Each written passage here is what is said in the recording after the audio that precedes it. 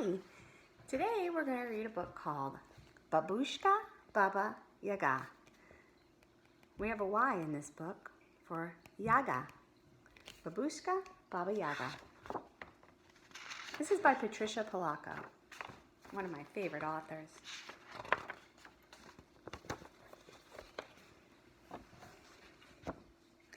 She was the last of her kind, a creature of legends, a being of the forest.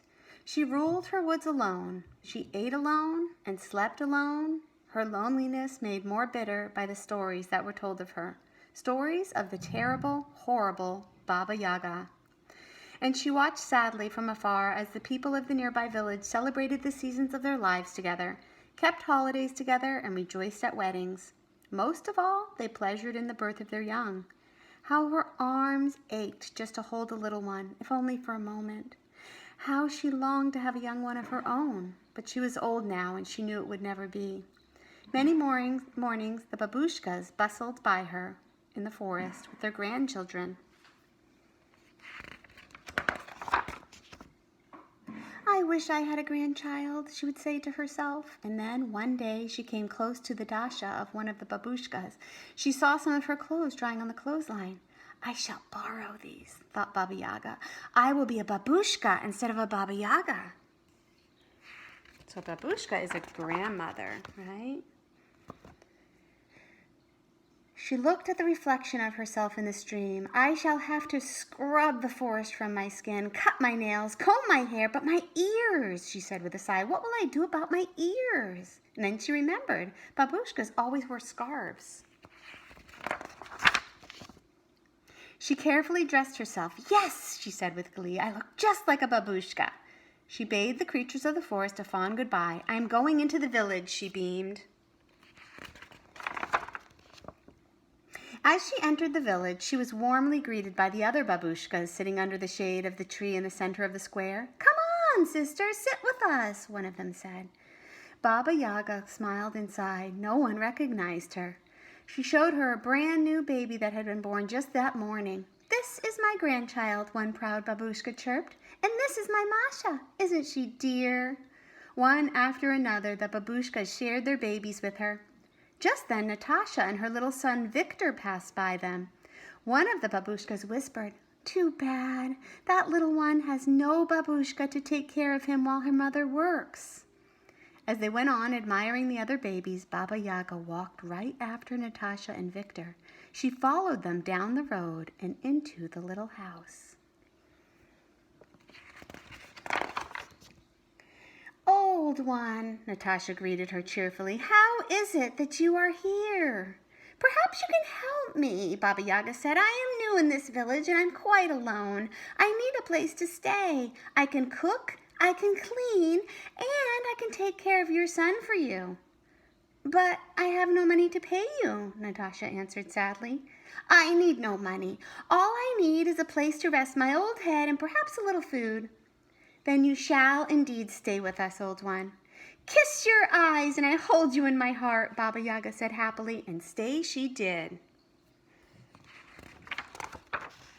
How happy she was. When Natasha went to work in the morning, she and Victor cleaned the little house together. And when all the tasks were done, Baba Yaga took Victor to the edge of the woods. This was her favorite part of the day. So she pulled Victor into her lap and she cradled him there, and she told him wondrous tales and legends of the great forest, and she sang him songs that he had never heard before, and they would just sit there together and daydream without any words at all. As time passed, their love for each other grew and grew. Baba Yaga took as much pride in Victor's life as a real grandmother would.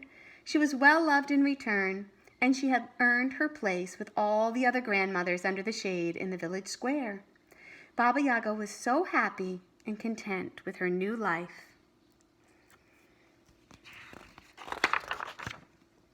Then one day, as the babushkas gathered, they started telling stories to the children. One of them spoke as Ivan Terovich, the gray wolf and firebird, and another told the tale of Sister Alonchka and brother Babushka, and they all laughed. And then one of them rose from her seat with her eyes narrowed and her voice hissing as she unfolded the legend of the horrible, wicked Baba Yaga. "She eats babies," the women said. And they stared in wide-eyed amazement. "She flies through the air on an old stump and she casts spells.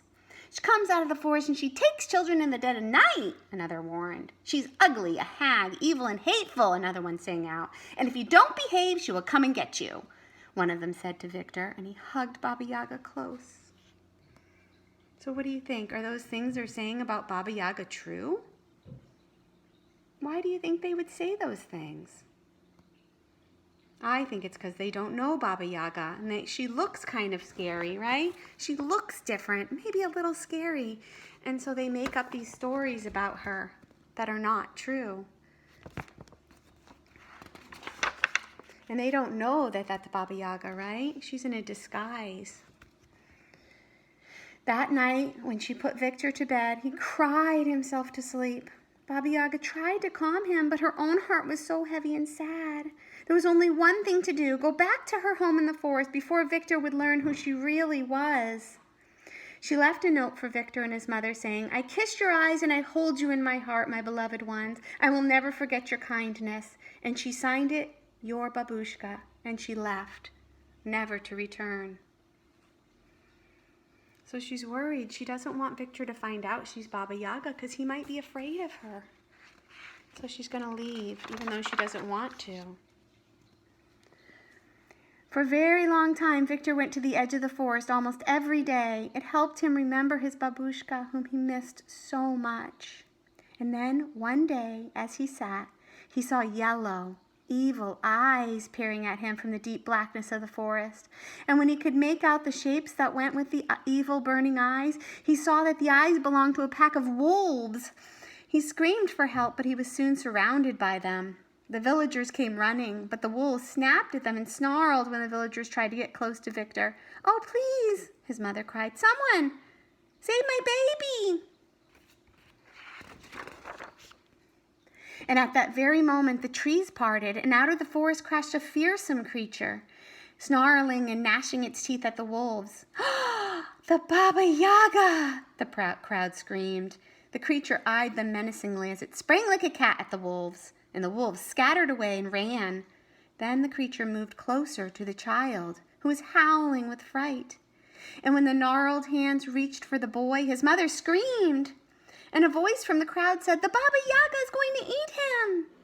As the creature snatched the child from the ground, the villagers gasped with horror. They think Baba Yaga is going to do something bad to Victor, but would she do that? Of course not. With a loud smack, it kissed the child and smiled through its eyes brimming with tears. The weathered arms held the boy close and rocked him so gently.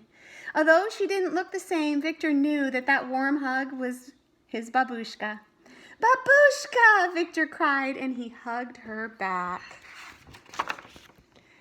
There was a great celebration in the village that night for a very unusual Babushka. There were flowers given and bread and salt offered, songs sung and dances danced, and one of the Babushkas moved closer to her and took Baba Yaga's hands and called out, "Those who judge one another on what they hear or see and not on what they know of them in their hearts are fools indeed." "Hear, hear!" the mayor sang out, and everyone cheered. Baba Yaga smiled and accepted with grace their tributes. For the rest of her days, she kissed many eyes and held many scores of hearts in her good keeping. She was spoken of in the highest regard and well loved, and from that time on, she was known as Babushka Baba Yaga. Did you like that book? I like it so much because it just shows you can't judge somebody by the way they look. If somebody looks mean, they could be really nice on the inside. If somebody looks nice, they might not be. You have to get to know each person. Well, I hope you enjoyed it. We'll talk to you soon. Bye.